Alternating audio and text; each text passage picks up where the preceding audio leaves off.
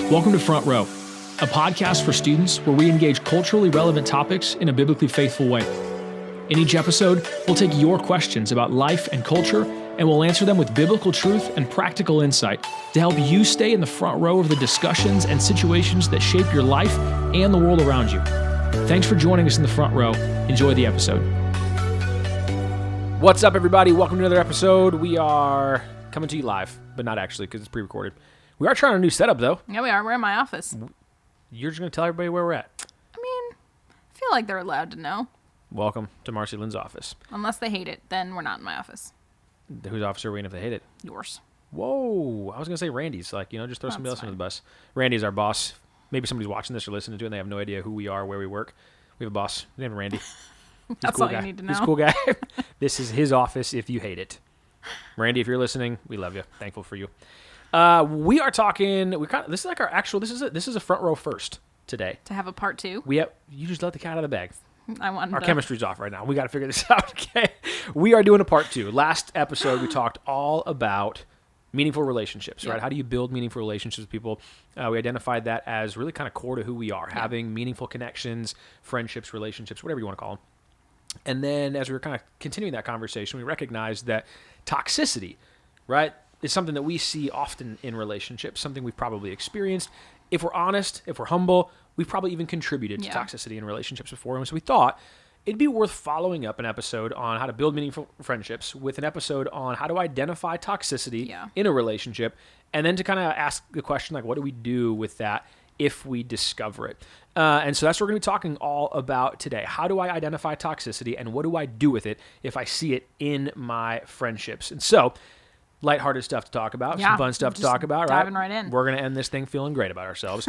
I'd love to start us off, though, with really just trying to, as best as we can, really identifying toxicity. Sure. And part of the reason I think that's important is because of just how abstracted I think that word has become on account of the culture that we live in. I think we have a tendency to take words and kind of distort them or fill them with all sorts of meaning.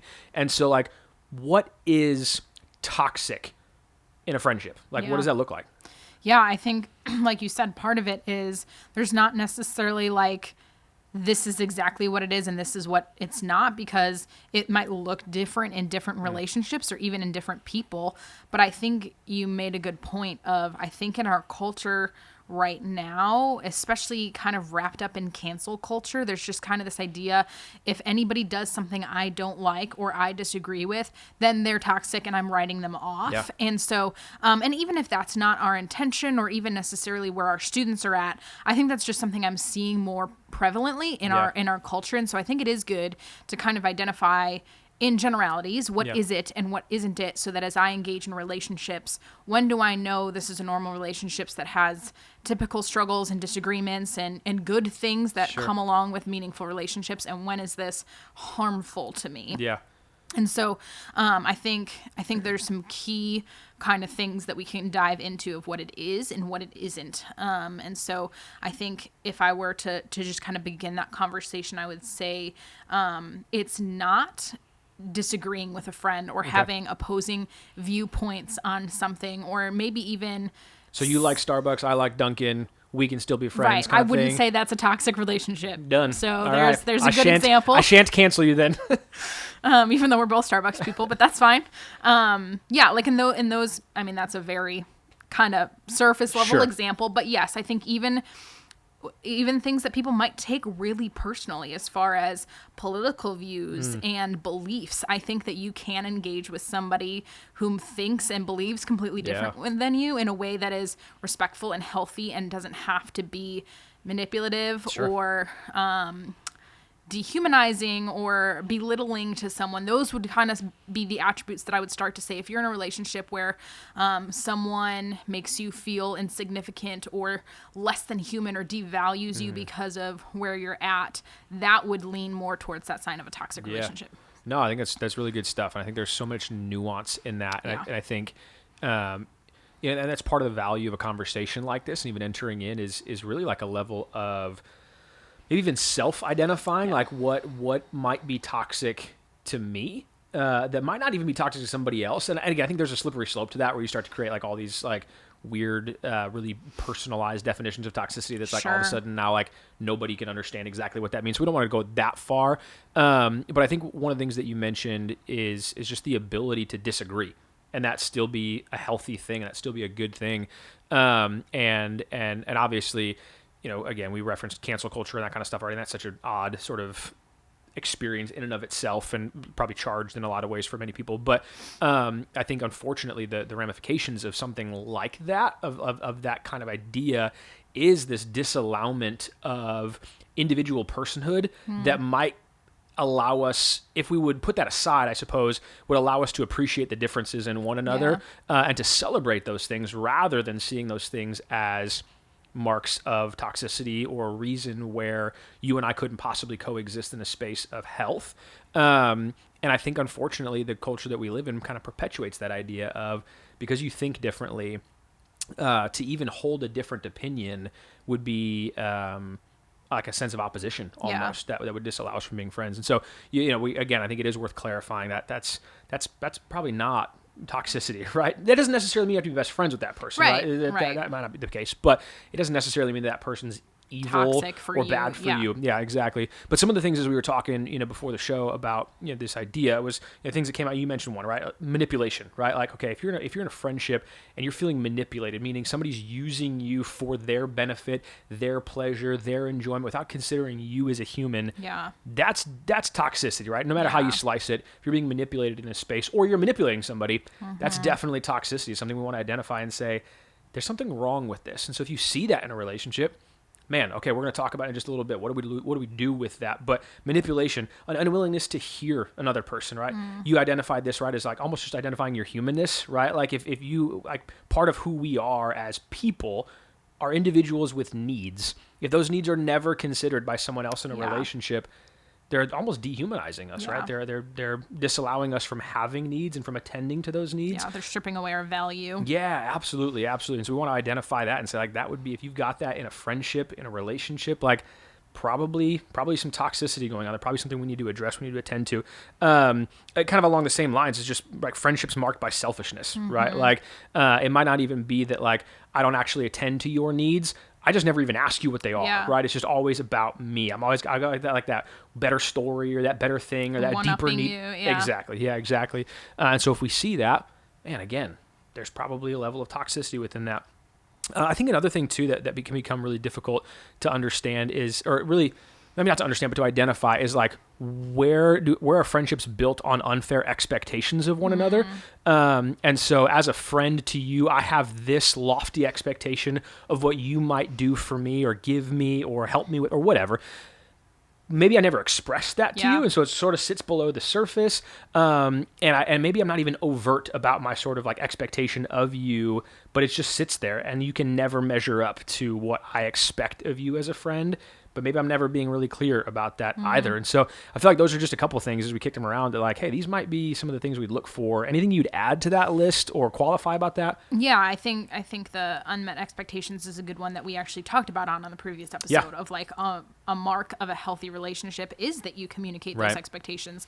I think I'd be interested to hear, you hit on that manipulation, and I think that that's a really good point. Could you, because that can sometimes be broad in and of itself, so could you maybe talk about how manipulation plays out within friendships? What are some examples of how that looks or how that feels? Because I think sometimes it's hard to wrap our minds around, okay, I know this word, but what does this actually look like in my interactions with this person? Yeah, for sure. I think about spaces even that I've been guilty of this, right? Like, so in my marriage, you can look at spaces and you go like, that's a space where hopefully that's a healthy relationship and it's good, but I'm certainly a sinful human being, right? And so I have a propensity towards probably living toxically at times. I think sometimes when I look at my marriage, there are spaces where I look at it and go, am I using my relationship with my wife for only my benefit, right? Am I engaging with her in some way, shape, or form in a way that would be for my good, and maybe even at her expense? I'm trying to think of like a specific instance where that might be the case necessarily. I'm,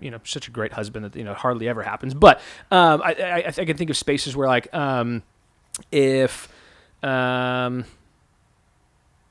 I'm totally blanking like a practical, you've got one? Okay, let's hear it. Let's go. Yeah, as you were saying that, I thought you hit a really good point that I think is really important for all of us to talk about is we are all sinful human beings. Sure. And even if you wouldn't identify a relationship in general as toxic, because of our sin, we all have the propensity to be toxic. And I think all of us, depending on your personality, that shows itself in kind of consistent ways, Sure. depending on how you Yeah. process things. And so even, if you're listening to this and you're thinking about, oh, this friend of mine Yeah. may be toxic or whatever, I encourage you to look within and see the spaces that you respond that Sure. way. Because hopefully you're not a person who's sitting here going, yep, I'm 100% toxic all of the time. But I think we all have it within us. And I think it shows Yeah. itself in different ways at different times. And, so within my marriage, I have the tendency, I have a hard time expressing my emotions. Okay. I'm not an emotional person. Okay. I'm uncomfortable when I'm uncomfortable. And so at times when I get upset, just shut down. And my husband tries to care for me and but I don't communicate. And then I get mad that he doesn't do or does do something Okay. that I don't or do want him to do, but I don't communicate You don't any of communicate that. that, yeah. And then I punish him with my weird silence, and he'll ask what's wrong. And I'll be like, nothing's wrong, but clearly something is wrong.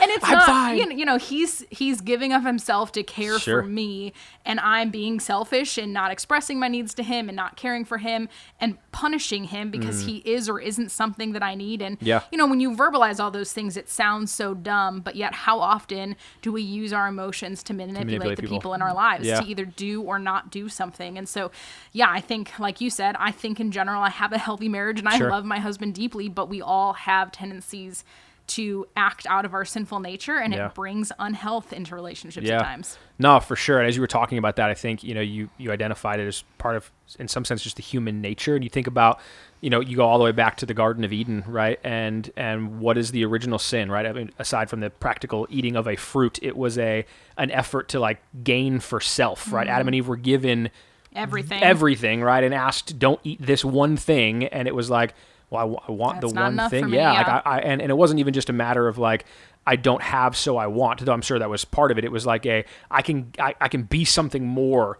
than I am currently if Yeah. I eat this thing. And that's so how the devil tempted him. 'cause Exactly. You could become like 100%. God. Yeah. 100%. And so I think, you look at this idea of manipulation, it's a turning inward on self. When I make something just about my elevation of me, getting something more than I have, being something more than I think I am, and oftentimes, again, at the expense of someone whom we care about, or if we're on the receiving end of that, right, it's being done to us at our expense, right? And again, I think you identified, and I think it's a difficult question to be introspective about and to ask yourself about, but where am I guilty of that, right? And I think that's something too, that this is, I probably stole this from a book or something like that, but that idea of when you see something in someone else that bothers you, always ask yourself if that exists within you, right? And so I think that's a really good reminder from you as we engage in this episode and we start looking at toxicity in friendships. My hunch is we can probably think of a dozen people in our lives where it's this is totally them. Okay, that might be healthy and that might be necessary, right? We're going to get to that, but start inward. Where's my own heart? Where am I bent inward? What do I do with that? And I think it's important to note that the reason why, we're kind of talking about this and doing this episode is because you and I talk to students a lot about their friendships and the way that they engage. And I know something that I've seen throughout, I think, especially with girls, just because of the intimate way that they typically engage in relationship with each other that, isn't always as prevalent with guys, is this idea of manipulating one another with emotions or playing games or just hurting one another because of the love that they have for one another. And so it is prevalent, and it's something that I think we've all experienced and we've all participated in. Yeah, for sure. So we spent a lot of time kind of just, all right, what is toxicity? What isn't it? I think we've maybe clarified that a little bit. There's still, there's nuances in there that are necessary to be attended to in some other ways that we'll get to. But it is, again, I think worth identifying. General disagreement, general discomfort in a friendship. Again, those could be attended to and could be looked at, but they're not necessarily hit eject and get out of here. Yeah. General discomfort in a friendship just happens when you put two sinful people in a relationship with one another. That will exist. And so that's not a reason to, get out of there or do whatever. So if that's not it, if it's not just general discomfort, how do we get to the point of finding hey, you know what? All right, this friendship is not just uncomfortable. It's not just, hey, we disagree about a bunch of stuff or we think differently about life or we see the world differently. there's some toxicity. How do we get to a point where that becomes something we can say with a certain level of confidence? Like, are we able to do that just by ourselves? Do we invite somebody else into that? Like, what does that process look like? Yeah, I think that's key, is you can't do it by yourself. Okay. I think oftentimes we don't see things super clearly in highly emotionally charged relationships. And I don't think that we always see ourselves clearly in those situations. And so I think if you are struggling in a relationship where it's either been hurtful for you or you're just unsure of the health of it, you have to invite in, I would say, some really specific people. I would say a parent or a leader or a pastor or a mentor, somebody who knows you well and knows the way you engage in relationships, who is probably disconnected maybe a little bit from that relationship, that you can trust and that you will hear truth from them. I think I would caution against going to a peer because I think that can just cause hurt and dysfunction if there's connection in those friendships. And, if it's a friend completely disconnected and they're a trusted, wise friend, that could be something. But I think in order to have a clear perspective that is helpful for you, especially if it's a situation where it is hurting you, it's always a good idea to have a trusted adult in that. Yeah, I think there's wisdom in that. I don't mean to call all adults old necessarily, but they've probably been through toxic friendships before. Sure. They probably navigated those things before, and so I think that encouragement toward like finding an adult is really helpful because it's just the wisdom and the discernment that, not guaranteed, I guess, but many adults might bring to the table that another student might not. And so what would that conversation look like though? So like, let's say you find yourself in a toxic relationship, or you think maybe you're in one.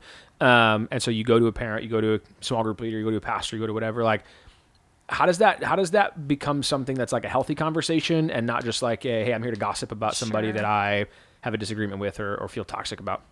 Yeah, I think it's one of those things that it probably happens over time. It's not like one day you think the relationship is perfect and the next you're like, oh my goodness, this is a toxic relationship. I think oftentimes it's somebody that you care very deeply for.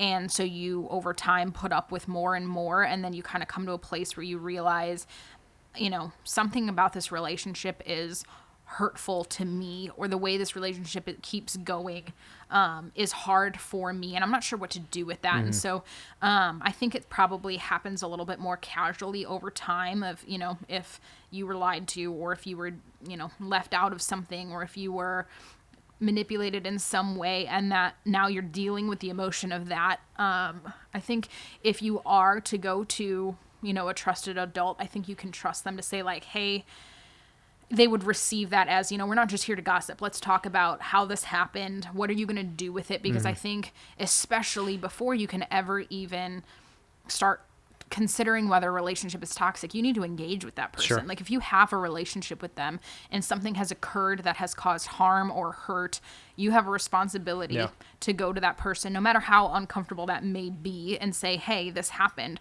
This hurt me. Can we talk about it? Yeah. And a lot of times those conversations kind of show you a lot about the state of the relationship and their willingness to engage in that. But I think it's probably not something that happens overnight. It's something that you've been in a relationship with this person and you're realizing, hey, the way they've responded to me recently has really been hurtful, or I have felt really dismissed by them. And so what is that? And, if you start to have physical symptoms of anxiety around them, or if you're feeling, like they've diminished your value in some way, those are kind of warning signs that I would say maybe start having conversations about the health of that relationship. No, that's good. So when I think about that, it's really easy, and I see this with our students like pretty frequently, is okay, maybe they've gone through these steps and they've identified a relationship as toxic, whether or not it is or not. There's maybe questions around that, but they've come to that conclusion, and now all of a sudden the response is, we're done, right? So-and-so and I used to be best friends, and then something happened, and now like you never see them together. We run into students in the lobby at church like all the time, right? And it's like you can see all of a sudden like there might be a conflict there because you guys used to stand together and now you don't, right? Or like you used to come up and talk to us at the same time and now it's one of you at a time. Like, and so you can see these markers of like, oh, there's clearly a beef there. Yeah. Something has happened. And I think this kind of goes back to some of the conversation we had at the very beginning where it's like, well, we clearly can't be friends, and so like we're just done. And so there's this like cutting off of, or this almost excommunication of like, hey, you hurt me, again, maybe this is toxic and maybe that needs to be addressed. But I feel like the tendency is just a matter of we just kind of cut the friendship off. Yeah. And I got to imagine there's other ways in which to navigate that. And I think we get a cue from Scripture about kind of what it might look like to engage. And you kind of alluded to this a little bit ago. But Matthew 18 is something that we go back to oftentimes, even where we work, we kind of talk about this as a way to engage in conflict. Specifically, and I'd encourage if you're listening to this and you're not familiar with the context of the story, open your Bible, go to Matthew chapter 18. It's really just this discourse. It's really short. It's like 5 verses long on like how to talk to somebody that has sinned against you, right? And so it's not necessarily like just general conflict necessarily. It could be, but specifically somebody who's sinned against you, somebody who's wronged you. And what's the process then of kind of going through that practice? And you alluded to this a minute ago. It starts with a conversation with that individual, right? I would ask you this, Pastor Marcy-Lynn, why is it so difficult to just take that step? Because again, we see, I feel wrong, this feels toxic, this feels whatever. And so I might even be willing to go talk to the adult. I might even I'm probably really willing to go and talk to a peer and gossip about that kind of stuff. Why am I not willing to go and just have the conversation with the other individual? I have a theory, but I don't know if it's kind. So I'd love to hear yours first. Yeah. As someone, I think this is funny because like your and my approach to conflict is about as different as it could possibly be. Sure. And so I think it's good that they'll get to hear both of our perspectives because I get it. Like it's so hard for me to engage in conflict with people. But I think the thing that drives me when I know that I need to engage in conversation with people is a couple of things. Like one, the God that I serve is a God of restoration and healing. And so I always want to pursue those things because they're of him. He never intended for relationships to be left broken. Like he's a God who is in the business of restoration. Yeah. And so I want to be about that because he is about that. And I think the other part, which, me and my best friend talk about this often, is the person and the relationship has to mean more to you than the discomfort of having that conversation. Yeah. And so it's probably safe to say if you are truly that unwilling to have an initial conversation, that person doesn't actually mean a whole lot to you. Yeah. Because if you're not willing to be uncomfortable to engage in that, then they're not worth it to you. Yeah. And I get that it's hard and it's scary. Sure. And especially if it is a relationship that intimidates you, or often things get turned around and become your fault and you walk away not really knowing what just happened, but all of a sudden I'm the bad guy. Yeah. Nobody wants to engage in that. But if you're in a relationship with someone and you've built a relationship and something occurs that has hurt you, you have a responsibility to at least try. And there's ways that you can do that to protect yourself. I think, if you are walking into it and you really do think this is gonna not go well, or I'm gonna be berated in some way, you can bring a trusted adult into that. We talked a little bit about that last time. But it's hard and it's scary. And even just like thinking about it, like my heart races, like it's hard. Yeah. But I think that if you want to be in relationship with people the way that God wants you to be, then you need to seek out healing and restoration. And if the person matters to you, then it's worth that discomfort. Worth it. Yeah, no, for sure.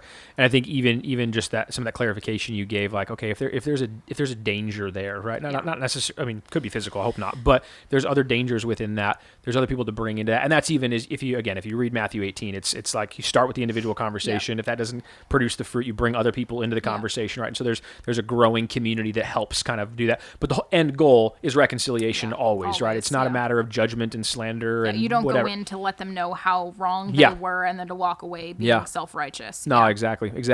And I think, it's funny because I think you're right. You and I probably engage in conflict pretty differently, and we see that in the workplace and whatnot. But I think, the underlying theme that you just said that I think I would just echo 10 times over is if that person matters, if this relationship matters, then that discomfort is worth it, right? It's because to choose not to is to choose disingenuine relationship, right? Or to give up that relationship. Or to give it up, right, for sure.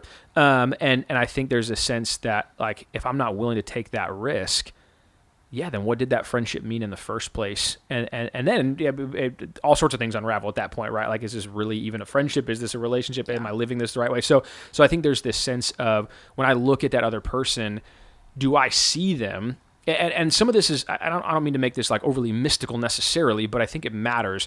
Do I look at that person as someone created in the image of God? that has value. Like that in and of itself is true of every human No to matter ever what. walk this Yeah. earth, right? They're created in God's image with value. And so if I see them that way, then they're worth my investment in reconciliation, right? Not necessarily because that's my tendency, not because that's in my nature. My nature might be bent inward, Yeah. right? That's so there's wrestling with that. And even as we say these things, it's worth identifying. Like this is not like, hey, and just go do it because Yeah, it's 'cause super it's easy. so- yeah. It's part of our discipleship. It's part of our growth. It's difficult stuff. But if I see you as an image bearer, somebody created in the image of God, it's worth it. If I value community, which again, we talked about in the last episode, we were created to experience, right? Which doesn't always necessarily mean best friends, but there is a level of harmony. There's a level of unity with that. And to not have that should matter to me, right? If I value the things that Yeah. God values, it should matter to me. And so I don't feel that.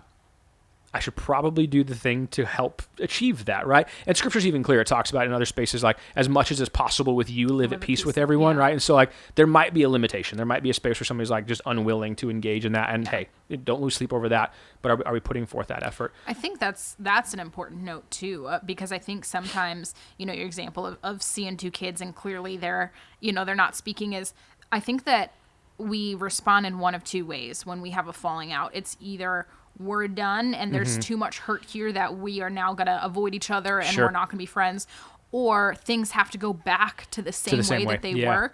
And I think you can have reconciliation and you can have honor for one another and value for one another, and that relationship still look different. Yeah. And I think that's something that is really hard for our students because it's uncomfortable and it's Sure. weird. Totally. Like yesterday we had this super tight Yep. relationship and then we had this falling out, and now how do I engage with Yeah. you? And it's just easier to not. Yeah. But I think that, like you said, the work to put in because that person has value and because they are a child of God is worth it, to say, hey, maybe we've gotten to the point where this relationship isn't going to be what it was, Sure. but because you are made in God's image, as am I'm going to love you, and this is just going to look different moving forward, but you can still have that respect for one another and engage with one another, because I think we just tend to jump from one extreme to the other, and there's lots of room in the middle. Marcy Lynn, I think that was probably the nugget that we should save of our first 4 episodes. Like, we are so, as a culture, we just live with such extremes. We live at such extremes, and I think there is beauty in the in-between. And again, there's spaces where we need clarity and we need absolute, we need that kind of stuff, right? But relationships are so just difficult and so fluid and complicated that I think we need to give ourselves the grace to live in those spaces of, I'm not going to be best friends with everybody. But to not be best friends does not have to mean like mortal enemies or something like that, right? There's a way to live, to coexist, to function well, to live in health with one another. Again, identifying each other as image bearers, and especially when you think about inside the church, people who are united by the life, death, resurrection of Jesus, is to say, even in addition to the value you carry as an image bearer, you and I are tasked with the gift of reconciliation, community, unity. Let's pursue that together. Doesn't mean we sweep toxicity under the rug. Right. It doesn't mean that we put up with abuses. It doesn't mean we put up with things that are, dangerous or whatever, right? Or even things that are uncomfortable. We can engage in discomfort, but it does mean how we do that stuff. And maybe even why we address those things is super important. Yeah. It matters. And so again, general disagreement, hey guys, it's going to happen. Like this, such is life. For the rest of your forever, you will have people you disagree with. Can we agree on that? Yes, we can. So general disagreement is going to happen. But man, when I see something is toxic, bring somebody into that conversation. Get an adult in the room, somebody who loves you, probably somebody who loves Jesus. That'd be my encouragement, right? Absolutely. And somebody who can speak into that, kind of put a third party perspective onto that. And then go to that person. Go to the person who you feel wronged by. Go to the if you say, hey, I feel like this is kind of toxic, like just bring it to them, right? Be gracious, but be open, be honest about it. That's part of expressing my humanity to someone is, hey, I'm hurt by this, right? And there's a vulnerability with that. Yeah. It's uncomfortable, right? Yes, Again, not easy, not overnight. But bring it to that person. Bring it like humbly, like you identified, right? Where am I possibly contributing to some of this? Where am I? And again, we got to be careful about that. If there's an abusive situation, or we don't want to turn this into like it's now the fault of the person being abused. Again, we got to be careful about that stuff. But where am I possible? Where do I need to pull a log out of my own eye, kind of a thing, right? Have that conversation. Go to that person, talk it out, and then identify what is the next step. Does it mean this friendship has to be over? Maybe. Yeah. Maybe not. Does it mean that the friendship looks different? Quite possibly, right? And probably, Yeah. right? Because even if you have that conversation, you reconcile and things are great, things should be better moving forward, right? And so something might be different, boundaries are going to be in place, or expectations are going to be voiced, or Exactly. something is going to be different. Exactly. So lots to talk about. I mean, continued conversation, right? Again, relationships will be present for the rest of our lives. Things for us to think about. Any last thoughts as we wrap it up for today about kind of identifying and engaging toxicity? I think I would just encourage our students that we care deeply about your relationships, and if you're not plugged into a community group at Mosaic, I encourage you to do that. And if you need a pastor to talk to, come talk to Josh or I. We love you guys, and we know that relationships are hard. Yeah. And so, if you need that trusted adult to kind of figure out where you're at in a relationship, we're here for you guys, and we care deeply about your own faith walk and where you're at in the relationships that you engage in. Yeah, for sure. We love you guys. Thanks for tuning in to another episode. We'll see you next time on the front row. Thanks for listening. Like and subscribe to be notified when our next episode drops. And if you know someone who would benefit from today's discussion, share it with them. If you have a topic you'd like us to cover, you can share it with us on Instagram, or you can text us. Info for that's available in our show notes. We'll see you next time on Front Row.